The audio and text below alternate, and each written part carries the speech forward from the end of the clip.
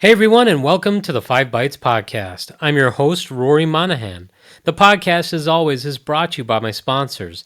That includes Numescent, the inventors of the first and only cloud-native container management platform for Windows desktops, and also brought to you by Master Packager, an application packaging software that helps you build packages that end users love, enterprises want, and the Windows OS needs.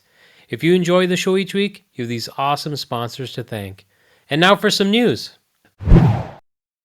Unless you were completely switched off last week, you likely already know that there was a massively disruptive Azure outage. As the outage took hold, immediately people reported problems trying to use things like Office 365, Copilot, Minecraft, and other Microsoft products, but also third-party entities relying on Azure were immediately impacted. For example, Costco, Starbucks, Heathrow Airport, NatWest, Alaska Airlines, and Hawaiian Airlines suffered service disruptions, just to name a few. The indication was an Azure front door service issue, but just like with the AWS outage the week before, it took quite a while to stabilize to the point that sites started to come back online and were not degraded. Microsoft indicated the issue was caused by an inadvertent tenant configuration change within Azure Front Door, which triggered a widespread service disruption affecting both Microsoft services and customer applications dependent on the Azure Front Door for global content delivery. The change introduced an invalid or inconsistent configuration state that caused a significant number of Azure Front Door nodes to fail to load properly, leading to increased latencies, timeouts, and connection errors for downstream services. As unhealthy nodes dropped out of the global pool, traffic distribution across healthy nodes became imbalanced, amplifying the impact and causing intermittent availability even for regions that were partially healthy. They immediately blocked all further configuration changes to prevent additional propagation of the faulty state and began deploying a last known good configuration across their global fleet.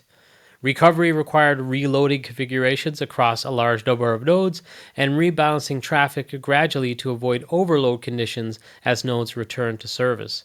The trigger was traced to a faulty tenant configuration deployment process, and their protection mechanisms to validate and block any erroneous deployments failed due to a software defect which allowed the deployment of bypass safety validations. Safeguards have since been reviewed, and additional validation and rollback controls have been immediately implemented to prevent similar issues in the future. Unfortunately, this is not the first time an Azure Front Door issue has caused an outage like this, and this one was particularly long though. While most sites and services have recovered, there are customers who are unable to make certain changes because there is a hold or a block placed on the service by Microsoft.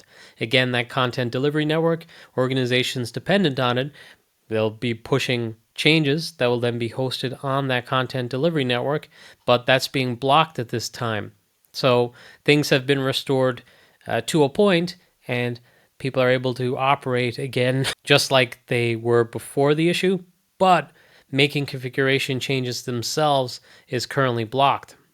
And I'm recording this on Monday night, well, really very early Tuesday morning actually, but thanks to that block still being ongoing, which is expected to be in place until the 5th of November, the service disruption from last week is still technically underway. So this is a very long service disruption and degradation, and hopefully it gets resolved soon because there's a lot of organizations that rely on Azure Front Door.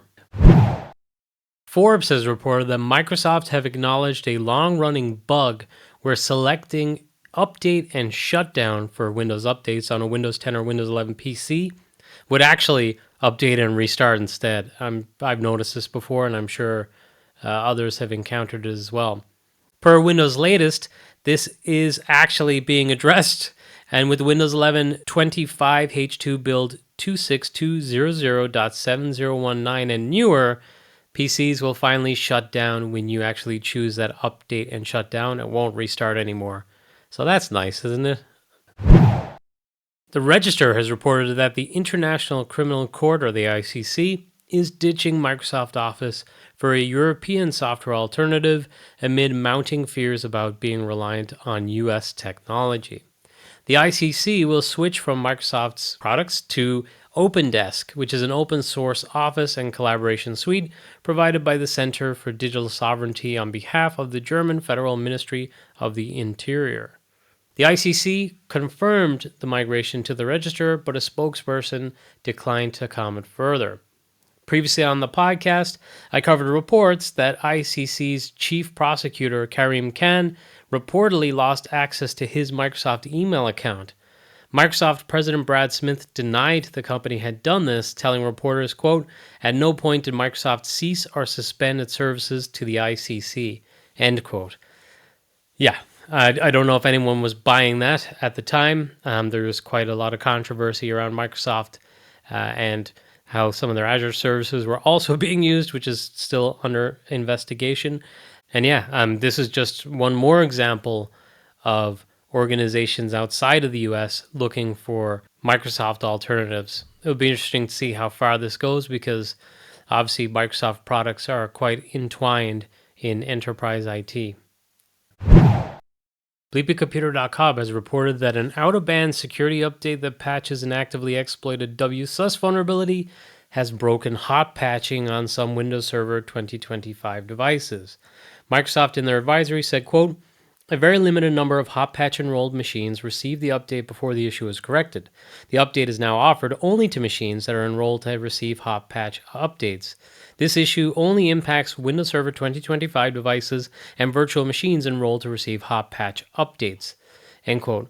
Microsoft stopped offering that KB5070881 update that caused the issues and states that those who have already installed it will no longer receive Hotpatch updates in November and December. They will instead be offered the regular monthly security updates, which will require a restart and will join the Hotpatching rollout after installing the planned baseline for January 2026, which is far from ideal.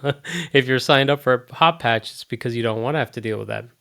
Admins are encouraged to install the KB5070893 security update instead to get on top of this issue. And obviously, unfortunately, those who got the other update, it sounds like they're going to feel a bit of pain. But those who did not get the update, you'll need this other update instead for the security fix. Microsoft has confirmed a known issue that is preventing users from quitting the Windows 11 Task Manager after installing the recent October optional update. Fortunately, this is just an optional update, so most organizations will not have deployed it, and Microsoft is still investigating and have just simply offered a manual workaround for the issue at this time. Microsoft has confirmed that the previously reported issue on this podcast with the Windows 11 Media Creation tool is no longer an issue. It's working again on Windows 10 22H2 and Windows 11 25H2 systems.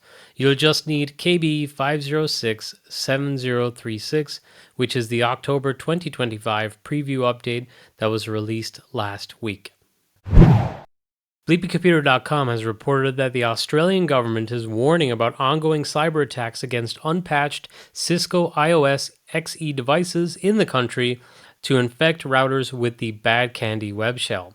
The vulnerability exploited in the attacks is CVE-2023-20198, and it is a maximum severity flaw that allows remote unauthenticated threat actors to create a local admin user via the web user interface and take over devices.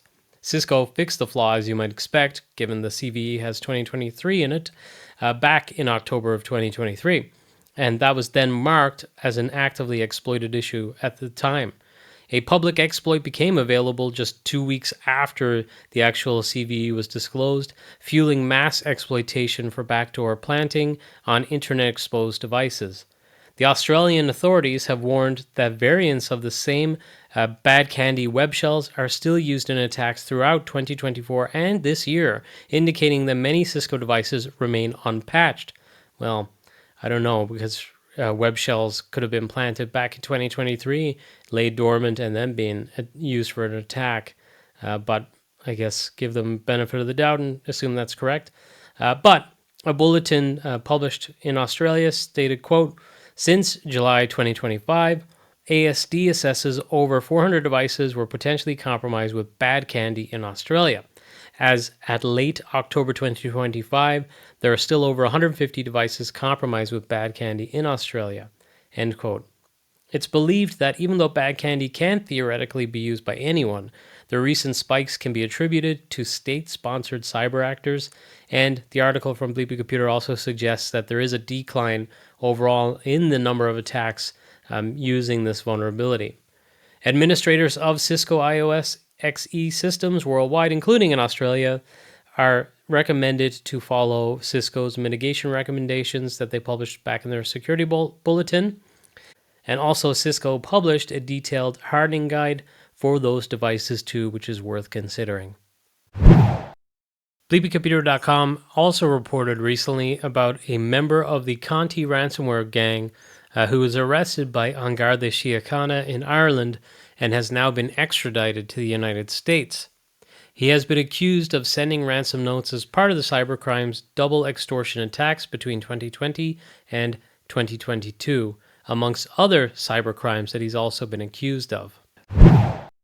NeoWin.net has reported that Microsoft have signed a $9.7 billion deal with a data center operator by the name of Iron for NVIDIA chips.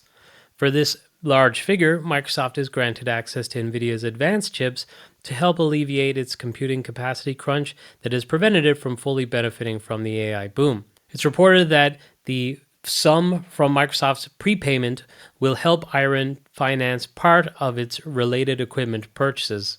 Obviously, there's going to be a huge demand as part of this contract, so I guess some of the money up front is going to be used by Iron to spin up and buy resources. Dell is apparently also involved in the deal, and it will supply Iron with NVIDIA's GB300 chips and other equipment for Microsoft's use, totaling $5.8 billion. According to Reuters, on the back of this news, Dell's shares rose 5%, while Iron's shares shot up more than 20% in pre-market trading, giving it a market value of $16.52 billion. Iron's facilities in North America have a capacity of 2,910 megawatts and are powered entirely by renewable energy. NVIDIA's processors are currently expected to be deployed next year at Iron's 750 megawatt Childress, Texas campus. The deployment will also include new liquid-cooled data centers designed to deliver 200 megawatts of critical IT capacity. It's interesting that it's fully renewable energy sources in that part of Texas. I'm assuming a lot of it's going to be solar there. I'd be a little bit worried. I mean, I'm no expert, but I'd be a little bit worried about the water source for the cooling in the future. But again, I'm no expert. Microsoft has announced that it's updating and simplifying the way Windows updates are named on Windows 11. The new naming, according to WindowsCentral.com, is designed to standardize updates across Windows platforms and make it clearer to end users what Windows updates are actually downloading. Going forward, each type of Windows update will be distinctly identified during the download and install process. Monthly security patches will be denoted as security updates, and driver updates will be denoted as driver update, for example. Microsoft says the new naming scheme is designed to be more intuitive and consistent, easier to read and understand, and focused on the most relevant details pertaining to the update that is being downloaded. The new naming scheme will appear in Windows Update and Windows Update's history page. And there's an example in the article that I'm referencing for this episode. I'll share a link to that if you want to see an example of how these will look going forward. And you'll find that at 5bytespodcast.com under the reference links for episode 412. Or if you're looking at the YouTube video, I'll be showing it there too. BleepyComputer.com has reported that OpenAI have confirmed that they shipped an update on October 5th, which allows GPT-5 to better handle sensitive conversations. After the update, GPT will automatically recognize when the user is not doing well, including situations like emotional or mental distress. OpenAI insists that these updates have been guided by mental health experts and helps ChatGPT de-escalate conversations. OpenAI will point people to real-world crisis resources when appropriate, while still using language that feels supportive and grounding. GPT-5 was updated with emotional support obviously earlier this month on October 5th, and the updated model is now available for everyone. In addition, OpenAI has confirmed that ChatGPT can now access your organization's context from your connected apps. So, for example, if you're working through Slack, SharePoint, Google Drive, GitHub, HubSpot, Asana, and others through the connectors, the service will be able to read the data in there. And kind of in that same vein, but around Google AI instead, Google reportedly wants AI mode on search to be as personal as possible and will soon tap into services like Gmail or Drive to know more about you. Google believes the future of search is going to be more personal than ever, largely due to the increase in large language models usage. AI mode will pull details from your emails, documents, and other Google apps to give truly customized responses. For example, it could summarize flight information from Gmail, create a schedule using Calendar, or pull trip ideas from Maps and Drive files.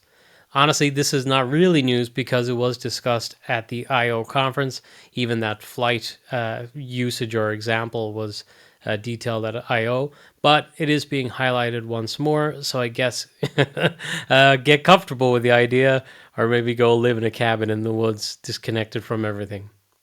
But now, this episode's scripts, tricks, and tips.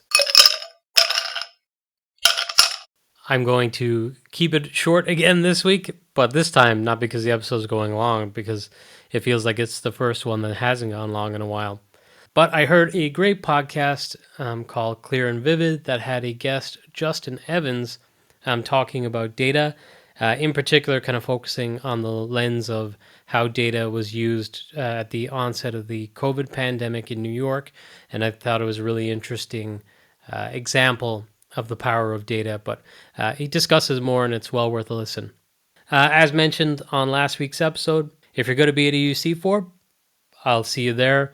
I recorded this Monday night. I know that the IGIL Disrupt event is on this week, but obviously because I'm recording it on Monday night, there's no news from that yet, so I hope to cover that on next week's episode, and I'll catch you then.